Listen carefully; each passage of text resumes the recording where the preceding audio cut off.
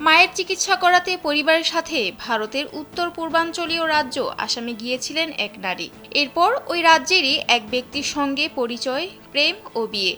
এবার আসামে স্থায়ীভাবে থাকতে ভারতের নাগরিকত্ব চাইলেন ওই নারী। ওই নারী আসলে সিলেটের বাসিন্দা। জানা যায়, চিকিৎসার জন্য 2007 সালে আসামে যাওয়ার পর শিলচর মেডিকেল কলেজ হাসপাতালে তার মায়ের চিকিৎসা চলাকালে স্থানীয় এক যুবকের প্রেমে পড়েন। এরপর প্রেমকে পরিণয়ে রূপ দেন তারা। বিয়ে করে তিনি থেকে যান আসামেই। সংসার করলেও ভারতের নাগরিকত্ব পাননি সেই নারী। ভারতীয় নাগরিকত্ব পাওয়ার পথটি আসলে বেশ জটিল প্রক্রিয়া। স্যান্ডেলিনা সো, রূপচর্চায় আভিজাত্য।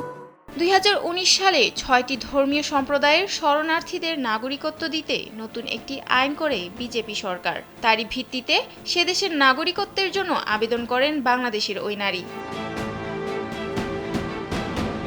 ভারতীয় সংবাদ মাধ্যম হিন্দুস্তান টাইমস জানায়, মায়ের চিকিৎসার জন্য ভারতে গিয়েছিলেন ওই নারী। তখন তার বয়স ছিল অনেক কম। হাসপাতালেই দেখা হয় আসামের বদরপুর শহরের এক যুবকের। সেই সময় ওই নারীকে সাহায্যের জন্য পরম মমতার হাত বাড়িয়ে দেয় সে। এক পর্যায়ে তাদের মধ্যে প্রেমের সম্পর্ক গড়ে ওঠে।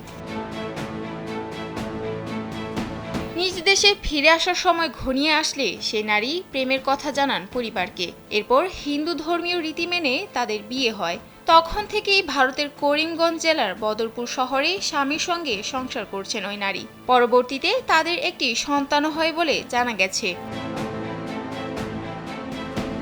এত বছর পেরিয়ে গেলেও ভারতের নাগরিক হতে পারেননি বাংলাদেশের ওই নারী। 2019 সালে নাগরিকত্ব সংশোধনী আইন বা CAA পেশ করে বর্তমান সরকার। আইন পাশ হলেও বহুদিন এর প্রণয় বিধি প্রকাশ করা হয়নি। এবছর সেই বিধি প্রকাশ হলেই নাগরিকত্বের আবেদন করেন ওই নারী। কিন্তু কিছুদিনের মধ্যেই তিনি তার আবেদন প্রত্যাহার করে নেন। কেননা প্রথমে তার বাড়ি বদরপুর দেখালেও পরবর্তীতে দেখা যায় তার বাড়ি কাছাড় জেলার আওতায়।